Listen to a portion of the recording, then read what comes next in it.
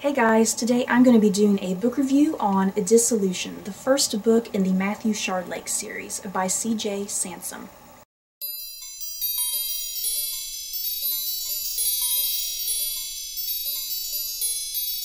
Dissolution takes place in Tudor England under the reign of King Henry VIII.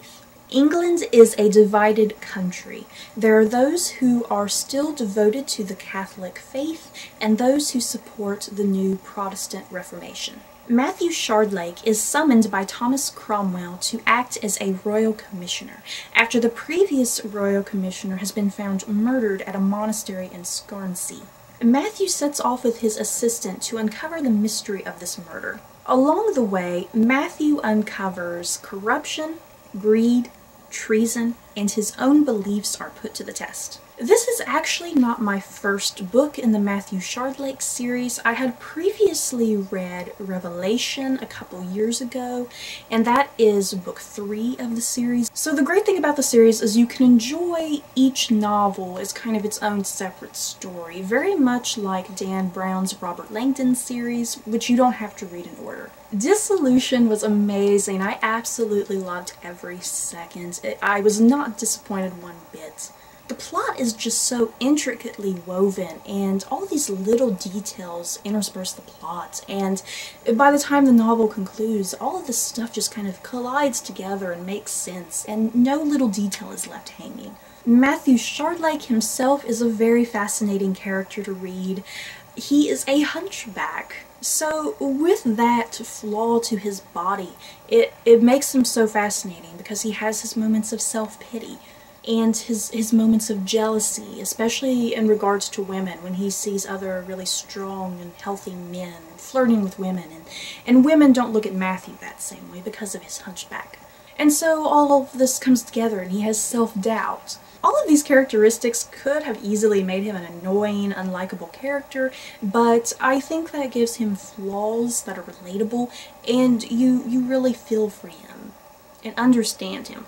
Matthew is also very intelligent and righteous and determined. So you have those characteristics kind of contrasting with his other negative characteristics, so he has a really great balance.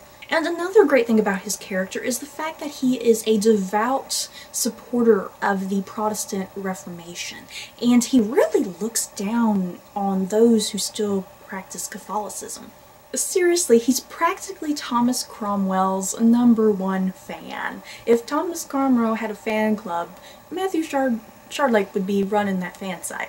So some other great things about Matthew is that because of him being a devout supporter of the Reformation, his ideals are constantly tested over the course of this novel. And because of him, being so devout, sometimes you don't really support Matthew. Sometimes you don't like the decisions he's making, but you can kind of understand where he's coming from. So he's not some perfect, idealized hero of the story. He has many, many flaws.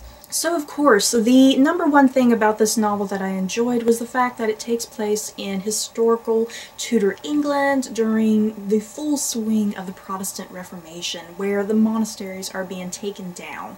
And this is just such a perfect setting for this story, and it provides for some of the most dramatic moments of the entire plot. C.J. Sansom does a really fantastic job of placing the reader in this time frame and really stressing the importance of the Reformation and what the Reformation did to the course of history. And Sansom shows the hypocrisy and the struggles of both those of the Catholic faith and those who are supporting the Reformation. So you're not getting this context of Catholicism is better or the Reformation is better. You're seeing both of these religions in the same sort of way. So you're getting the good and bad sides of Catholicism, and you're getting the good and bad sides of the Protestant Reformation. Overall, I was highly impressed with this novel. I loved every second of it, and I can't wait to continue with the series. The best way to describe the series is kind of like a historical mystery thriller, I guess. It's constant action, just a really great pacing, really fantastic characters. There's never a dull moment.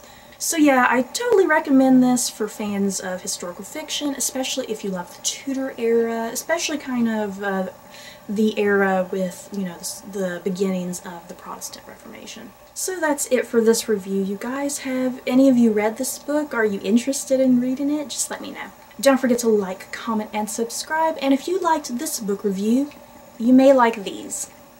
Bye guys.